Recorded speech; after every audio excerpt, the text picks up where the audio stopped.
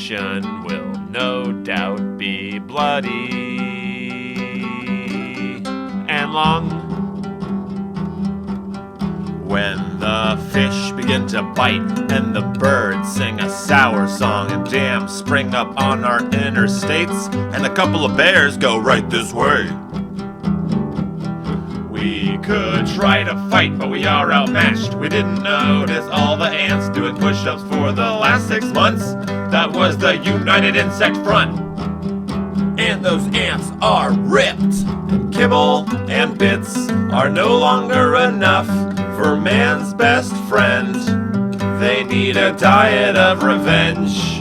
You've been betrayed by your pets. And you wake up on a forest floor, and you must take the stand.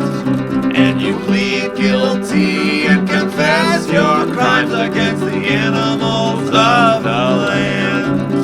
And it seems to please them.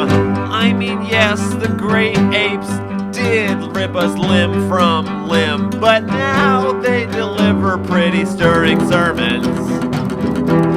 But it would be cool if I didn't have to walk so far to report my dreams every morning at the Ministry of Insubordination. Also, it would be nice if not every drink at the bar was called the slurry of human shame. But I guess that is okay. Things are fine as long as you meet your quota. The whale lords have a lust for hats, and you just keep on working like you're supposed to. Everything is cool, everything is cool. I love the animal overlords. They're not making me sing this, nope. I'm just doing it 'cause I want to.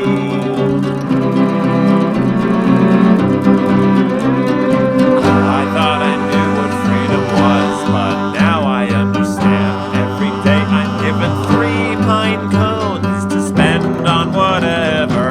And even though I have to sacrifice one to the Raven King to keep him from kidnapping my child, I can still save a lot. And I haven't read the revised human rights, but I imagine that they're fine in this new ordinance of human suffering. It's probably not a big deal. The ordinance of human suffering, that could mean anything. It's fine. That's fine.